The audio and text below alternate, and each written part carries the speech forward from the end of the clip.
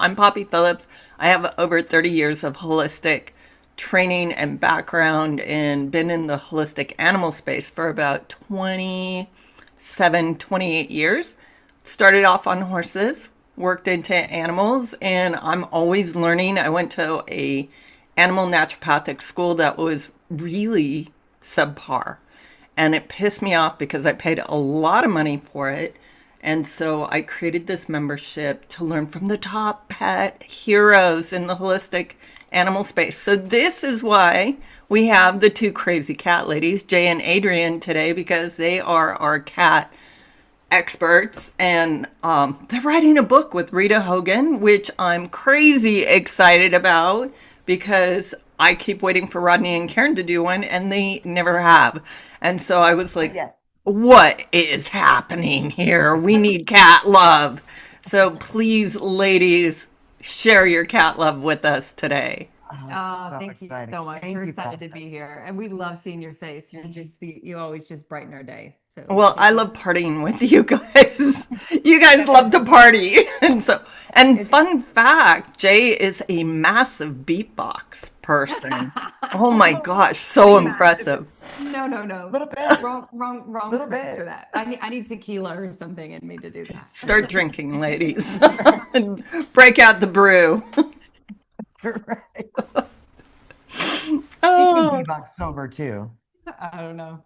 So I the have reason why I had you guys on is I'm teaching this companion animal clinical iridology course, and I have had some amazing cat professionals join this class, and we're seeing some really amazing markers that are pointing to like megacolon and some other things.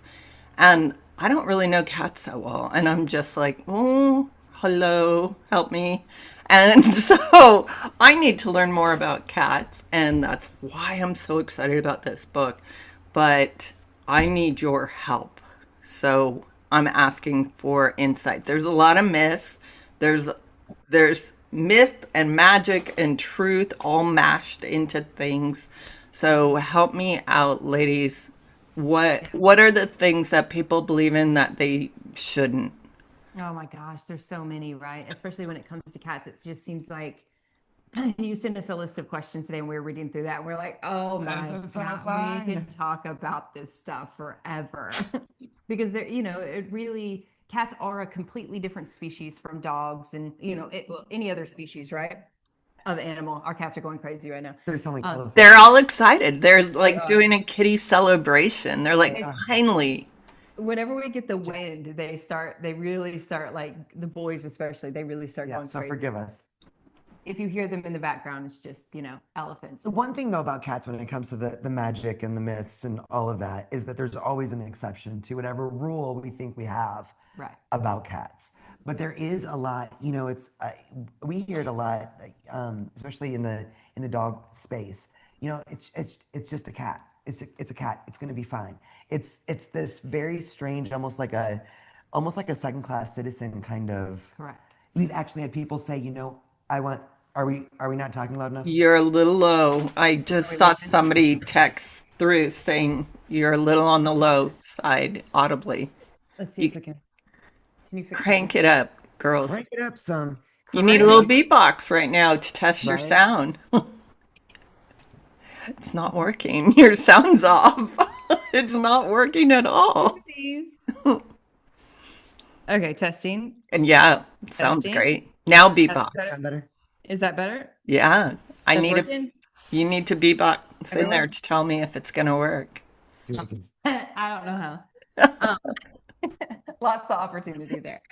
Man. No, but okay, wait, continue on what you were saying. Well, just we've actually had people say, I love dogs. I want to get a dog someday, but I'm gonna start with a cat because they're easy. You need a litter box, you need a food bowl, water bowl, and then all they do is just sit like a little love loaf on your couch, and they don't even want your attention.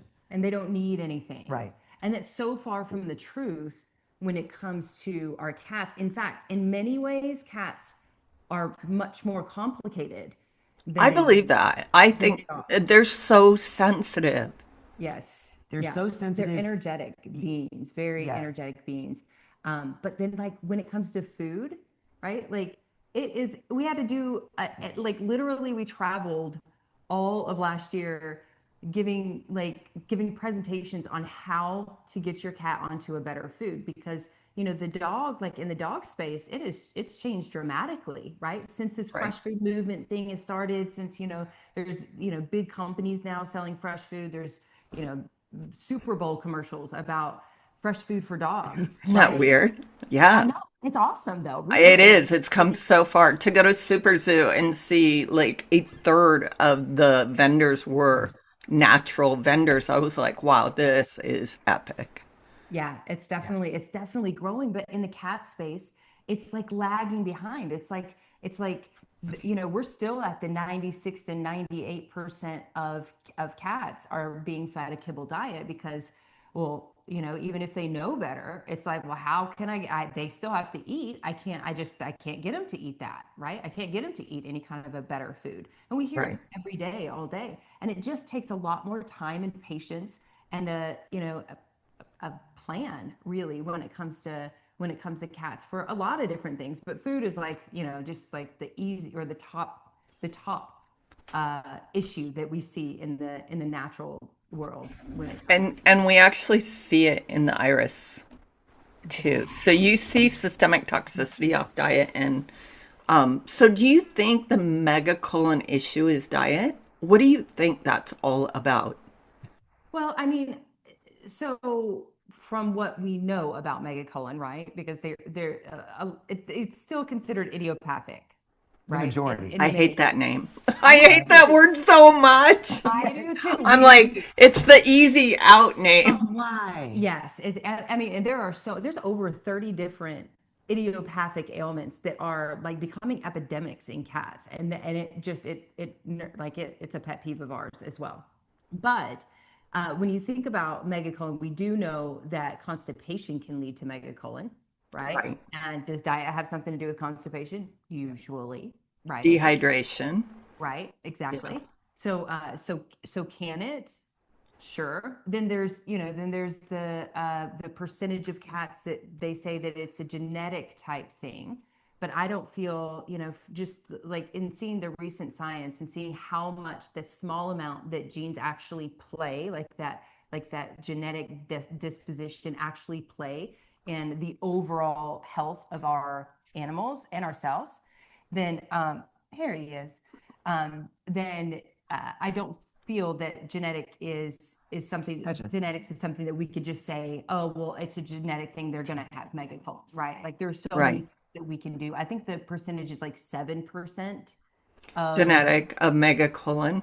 potential. Potential. Or 7% that any kind of genetics, like if you have like a predisposition to a genetic ailment, the recent science is showing, I think it's either 6 or 7%, is is is the likelihood of you getting that, like talking breast cancer, talking And like megacolon, lifestyle. talking whatever Lots of lifestyle. Okay. fluctuation. Right, Diabetes, any right, sort of metabolic malfunction, correct. Yeah. chronic illnesses.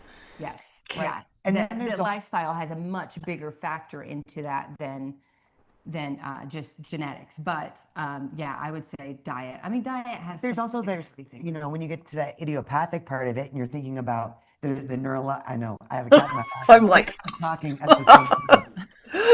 I don't even know how I'm every doing time it. you say that, I'm like, it's electrocution here. I hate that word so much.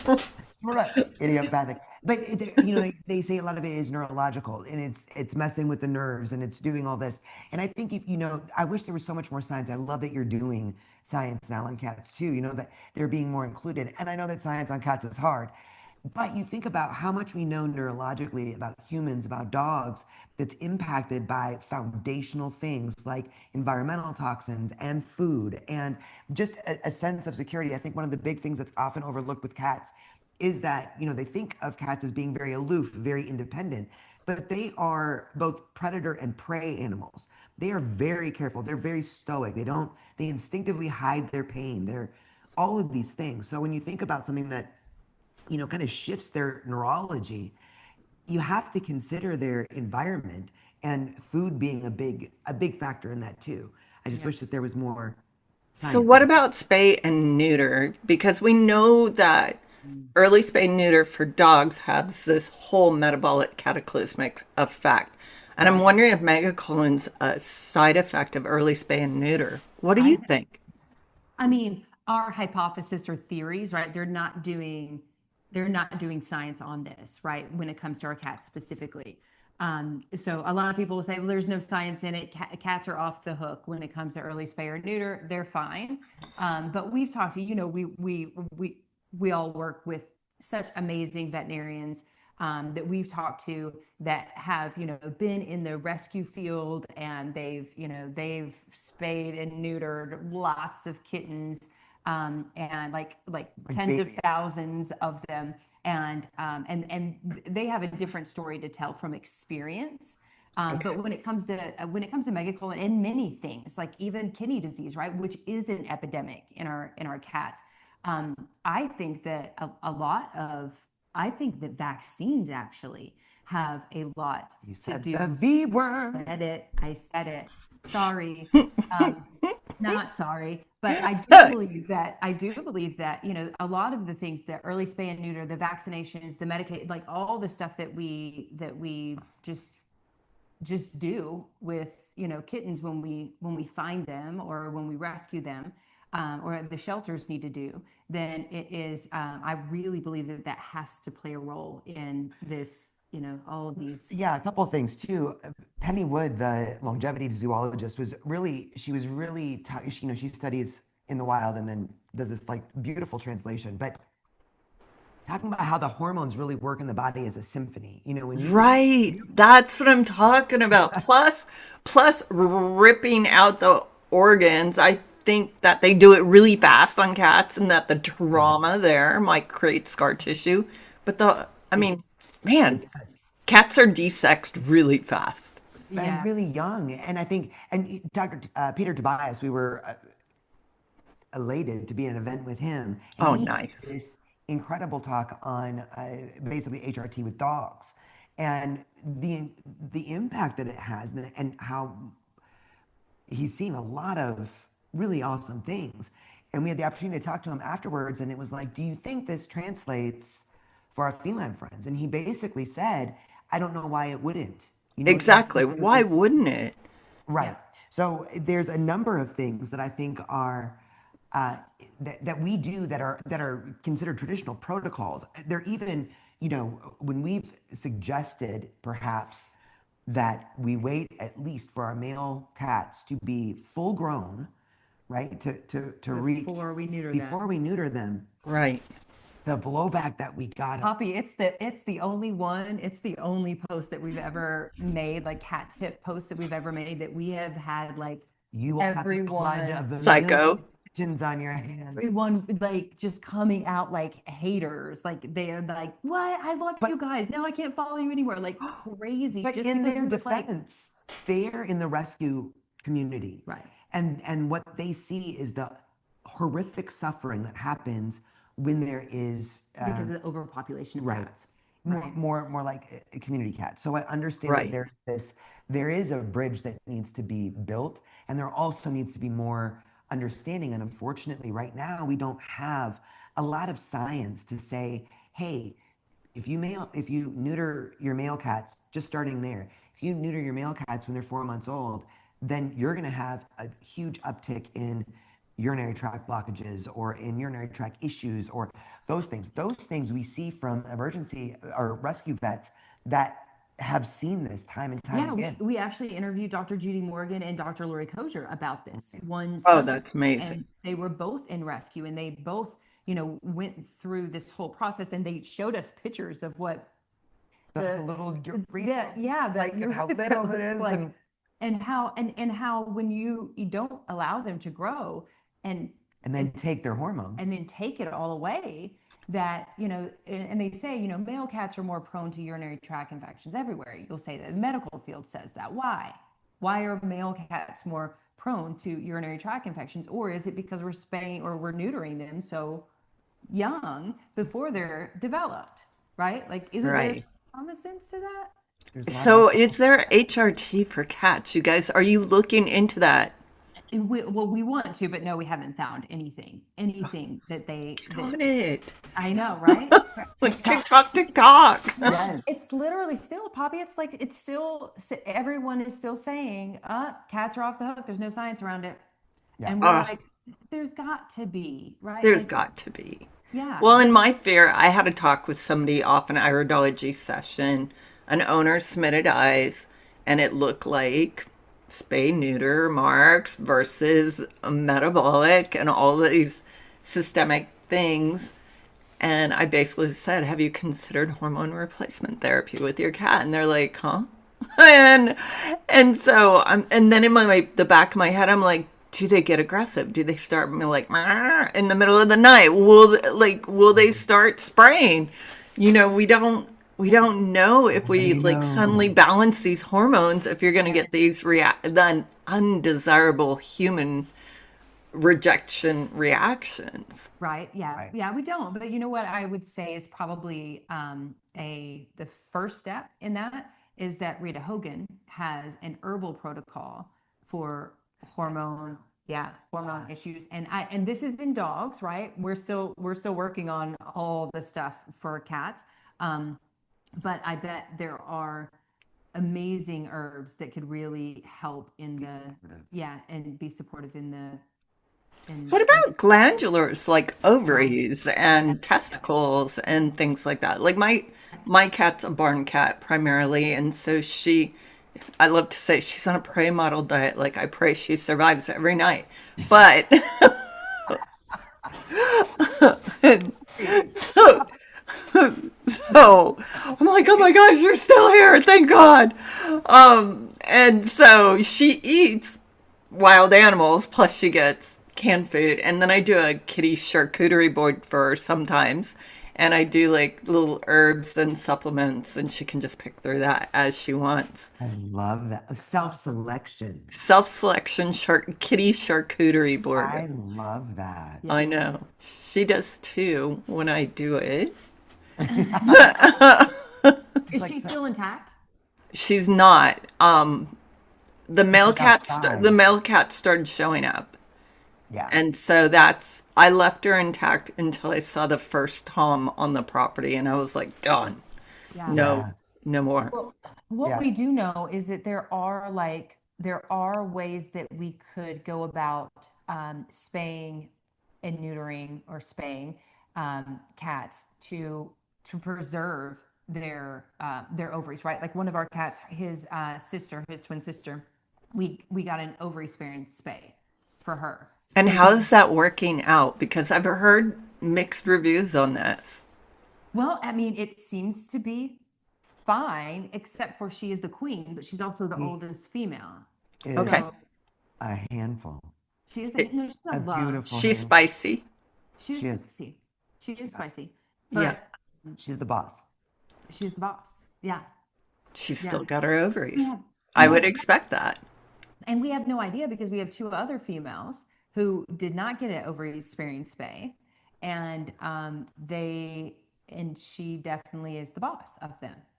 And we don't know if that has something to do with this or Age, seniority, or right. hormones. She doesn't have any kind of she doesn't go into phantom heats or anything like that. So Interesting. That was my next question. yeah. Yeah, I think there's a lot of new ways, like Jay was saying, where you can really preserve much more than what they're doing now. You know, and I think as a lot of the vets that were speaking in Spain, a lot of them said, this needs to be the new protocol. Right. We at least know A, B, and C. This needs to be implemented. There's no reason. Invasive ways too, like less invasive than what they have been taught, what veterinarians have been taught to do when it comes to a spay and neuter, right?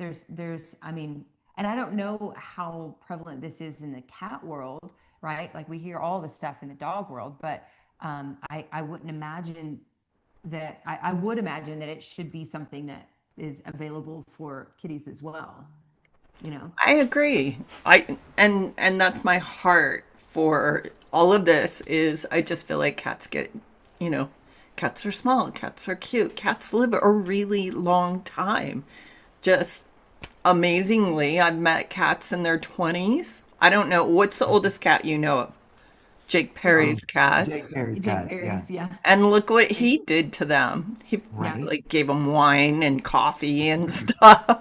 He did, yeah. Turkey There's bacon. there's actually so the second oldest, according to the Guinness Book of World Records, Cream Puff, Jake Perry's cat was number one at 38. But there was another cat that was 38 years old as well that also made Guinness Book, and it wasn't his cat.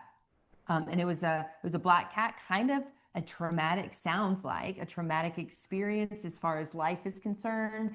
Um, the only thing that I could find other than great love, found its forever home and had great love, is that it was also fed table scraps.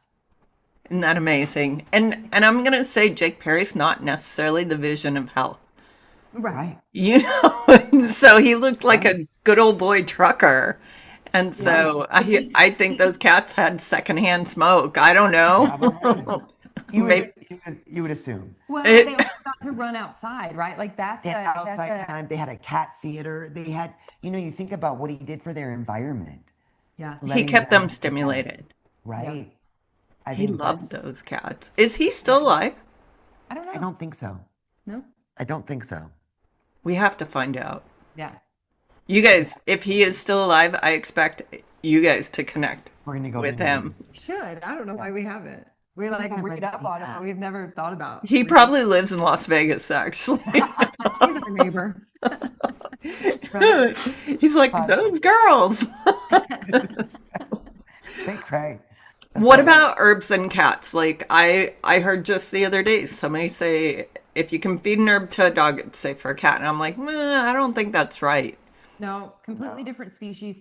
I mean, many of them do crossover, right? Like there are many herbs that are great for both cats and dogs, and there's a lot of that myths about specific plants, Oh yeah. right? Like I'm excited about ASPCA this does for the no book. justice when it comes to Yeah. In the book, Rita is going to be like debunking the myths of basically every plant is toxic to cats. Is if you go to the ASPCA website, it's going to say like Well, and I everything know is that comes from a better safe than sorry kind of. right. Right. They're ultra Right. conservative. Yeah, Right. but Yeah. but I think that there's a lot of herbs and plants out there that are more toxic to cats. The cats do not synthesize in the same way, cannot synthesize in the same way, and there are many that are just the same, right? Like So tell me the ones that are the avoidance ones. there's a few, right? So, I mean, I'm not Rita, so I don't have the whole list of them. But like, But the common ones, the ones that we should know about. well, let me tell you about some of the myths, right? So, like, Okay. a lot of people have thought things like the mint family is a very big But catnip's a mint. Correct.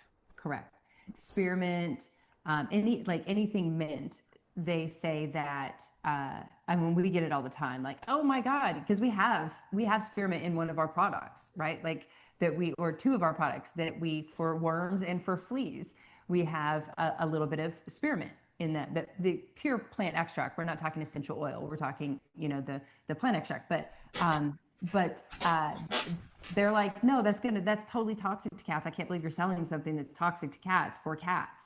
And we're like, that's not actually true. Like the mint family is not. Some cats can be sensitive to certain mints, sure.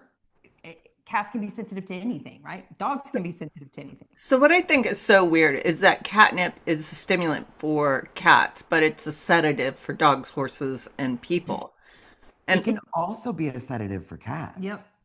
interesting. Right. Yeah. So if you think about in watching cats respond to it, like we have these herb gardens for cats, which is so awesome. It gives them the opportunity to self-select.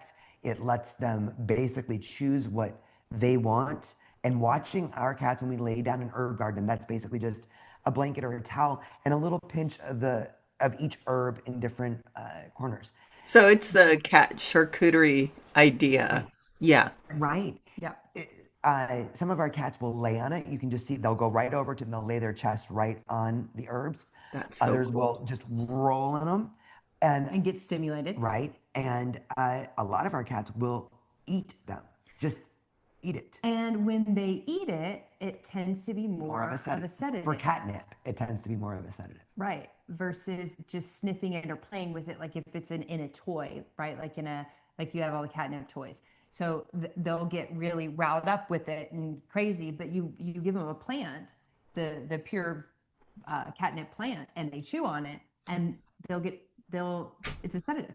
That's amazing. Awesome. Yep. I didn't know that. It's good for Is digestion. your herb garden like fresh herbs or is it No, Dried herbs. they're dried. dehydrated? Oh, They're dried. dried. Yeah. Excellent. Yep. Oh, that's so interesting. No, mint definitely puts me to sleep. Yeah. And dries my skin out really bad. But yeah, interesting. That's fun. What about chamomile?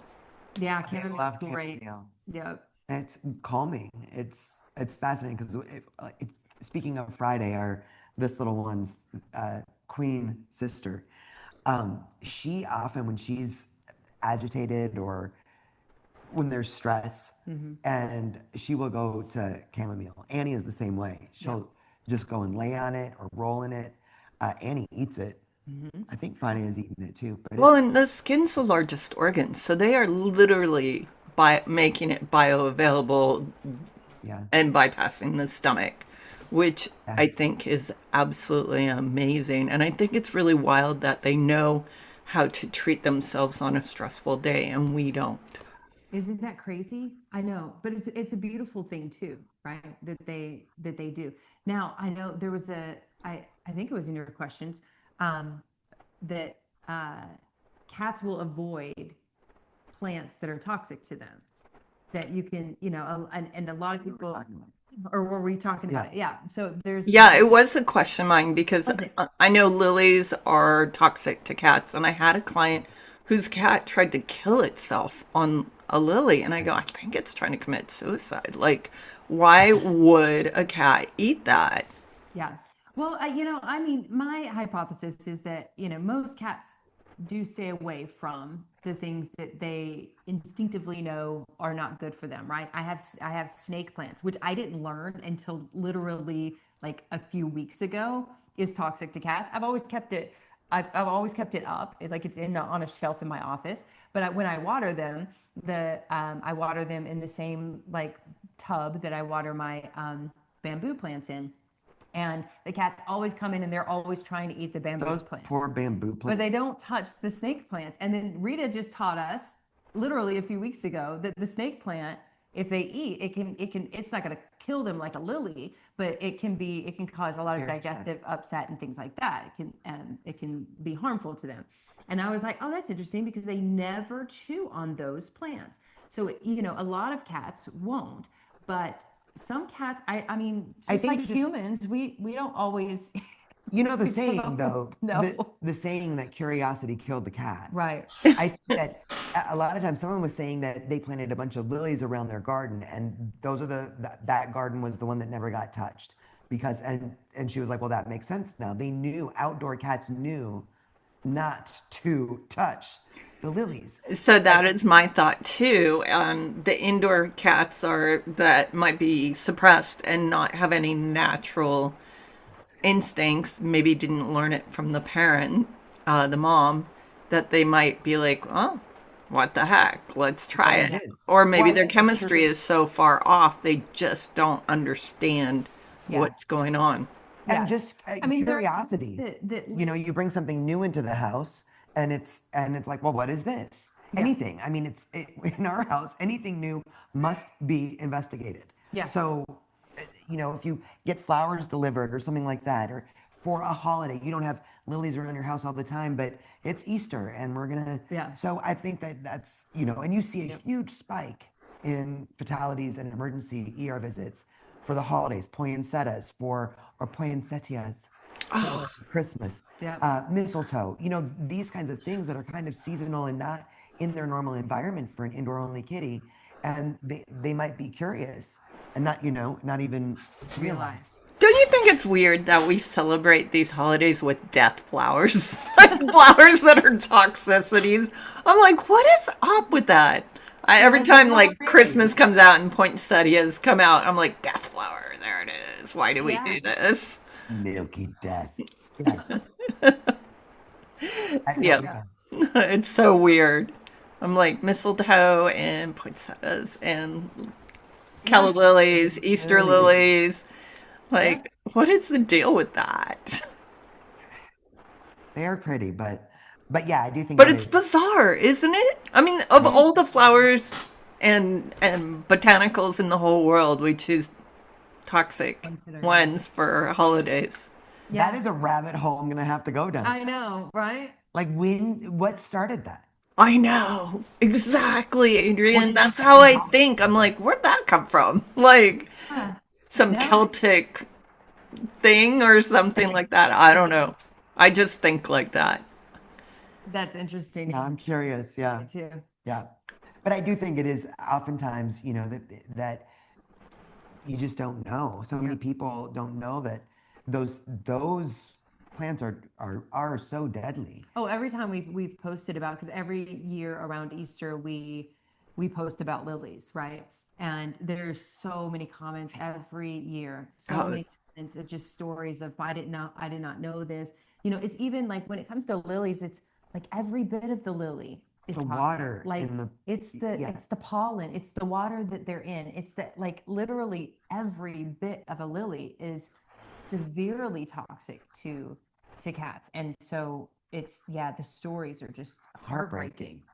that's terrifying. Yeah.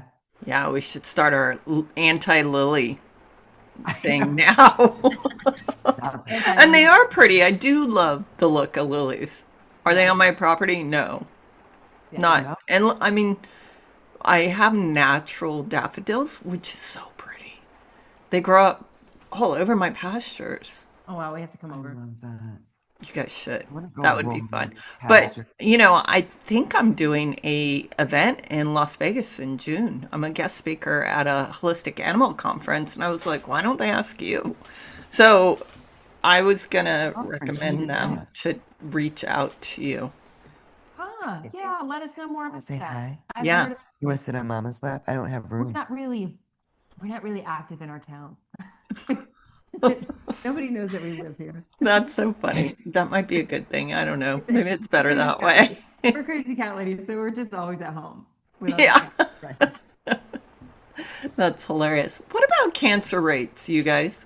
Yeah, cancer rates are on the upswing with cats as well. I think it's like 1 in 4 One in now. four, one in four, 1 in 5, 1 in 5. So Yeah. it's trending upwards because it Oh, yeah. used to not be so much. And I always wondered, not that many people take their cats to the vet. Like the good thing, I think the reason why cats used to get less cancer is the fact that most people don't go in for flea and tick meds and revaccinations and all those good practices that we thought were Yeah. good pet owners. So I always thought that, and I wonder if the kibble is also a part of not only the cancer issue, but also the weird toxicity. Like if they're Oh, gonna eat kibble, they're like, well, I'll eat a lily too because it's all bad. Like if they have been programmed to eat things that are hard on them, Yeah. like yeah. that. Well, I They're was, being, what do they call them? Imprint eaters. Cats yeah. are, Dr. Chris Besant calls them neophobes. They don't like new food. So if you get a cat and you don't know to feed them anything other than cat food, kibble in a bag, then it's hard to sometimes get them switched over because kibble is literally addictive Well, and you think for about them. I mean, Right.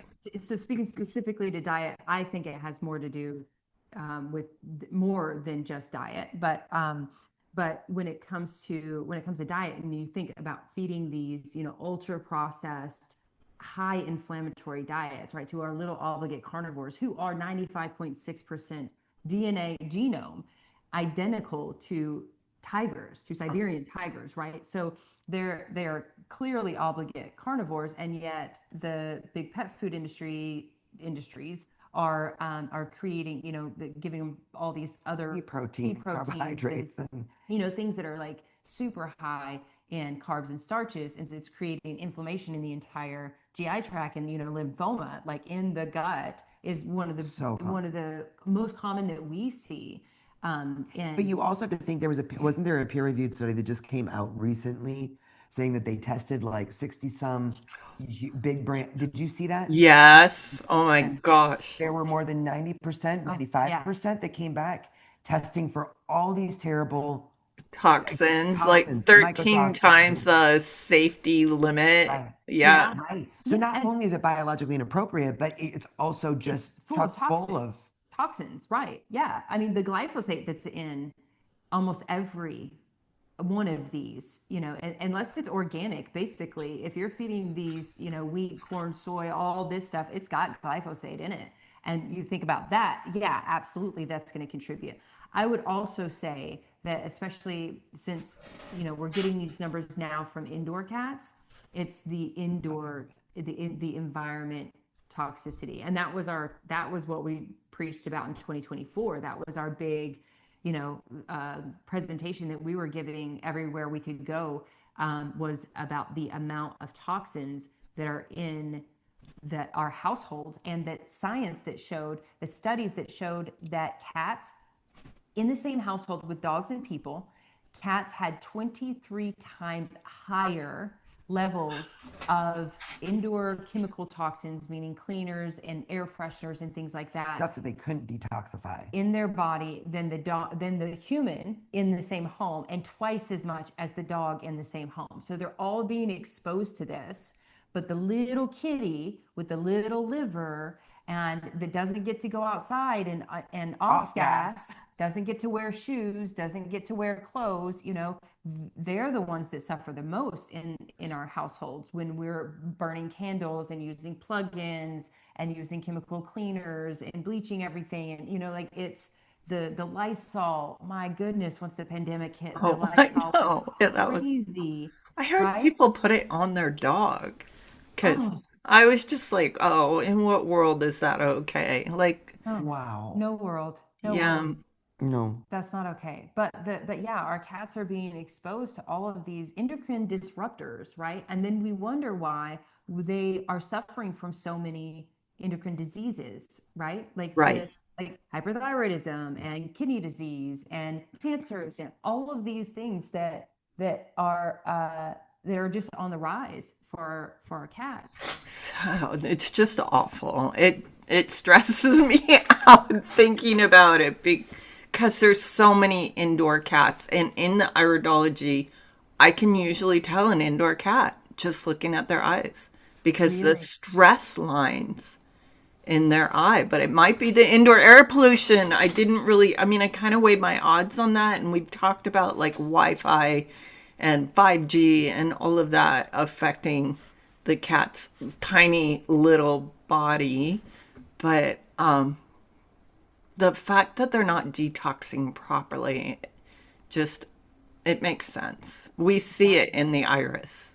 Oh my gosh, I cannot wait to have like a whole Yeah. You guys, I'll just do a private session with you. oh Yeah, my I want to see when it comes to when you see stress, can you see stress in the eye? So I'm interviewing you now. Can you see stress in the I have eye? some questions. With and be able to tell this is metabolic stress, or this is environmental stress, or this is Potentially. Like we can't really like there's from spay neuters, we see a lot of dogs spay neuter marks to a pituitary, to a thyroid, to an adrenal. Like we see this trifecta aspect. Yeah. So now I'm like sending a bunch of animal dog owners to go get Pleckner test because they don't look Cushing's and they don't act Addison's. And I'm like, let's rule out Pleckner. Wow. wow. Yeah. But I'm not having that combo with cat owners, and I probably should. Yeah. Wow, Have you yeah. guys had any cats with Pleckner? Do you ever test for that? Well, we don't, but actually, one of our coworkers, her cat was, I don't know if there's if it was a specific test, but the vet did say after ruling out all of these things, he has asthma and, like autoimmune issues and like is high stress. Owner is also high stress, but the issues that he's had, the last vet he saw said that they thought that he had Putner. Pleckner. Yep. And so we need to start talking about this too now for cats, which is really amazing. Jessica's saying on Facebook that her indoor cat, she thought it was a hot spot and it turned out to be cancer, which is devastating. You were saying something about a consistent cancer that you're seeing in cats.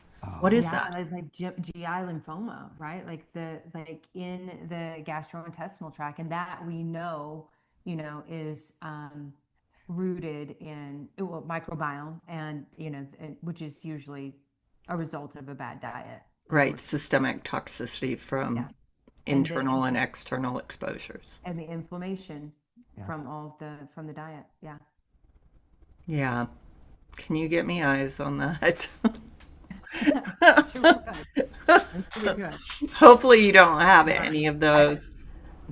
not No. our own cats. No, yeah. Not our own cats, but yeah, we actually, I mean, we have people, I mean, we have people reach out to us every day that are, asking for help because their cat was diagnosed with A, B, or C, right? And so we're always just trying to do all the research we can, figure out, who to send them to or more information that they can learn, so that they can have some other. Unfortunately, even in the vet field, it seems like cats are just kind of second class citizens. So a lot, and not all vets, right? Yeah, Like it's not all vets, but we get it a lot where it's like, oh, well, the vet said, sometimes without even a biopsy, my cat has cancer. And so there's nothing we can, Ooh, that yeah, drives me nuts. That's like yeah, the prehistoric days for dogs. That was kind of the Yeah. easy out for every single dog they couldn't figure anything out with. And they'd call me and I'd be like, what type of cancer? And they're like, I don't know. They just said cancer. I'm like, what'd they do to determine that? And they're like, just said it. Like, I'm like, exactly. Right. Yeah. it And may that's where not we be still are. cancer. That's where we still are with cats. And unfortunately, in many, Yeah. Yeah, but I What? mean, Go ahead, yeah. Adrienne. Well, no, I was just going to say, I think part of that is the fact that I think it was Dr. Judy Morgan that shared the statistic that only 15% of cats actually go to annual wellness exams. yeah. I think that that's another challenge that we as cat guardians have is, building that health history with a veterinarian, actually having communication, clear Yeah. communication with them, and not being in that situation where we're dragging our cat in once something has escalated to a point that we're like, oh, something is definitely wrong, because we know that that means something is definitely wrong. And Right. oftentimes it's very difficult to even do an examination on a cat without Right. sedating them or anesthetizing them, and when you know that they're ill, so it's like, well, we've got to at least do blood. It's a snowball of reasons that make it challenging I to think get. this is why you guys drink. Yeah. We're not drinking for 6 months, but We're not drinking till the but we book's still done. we still have the NAs going.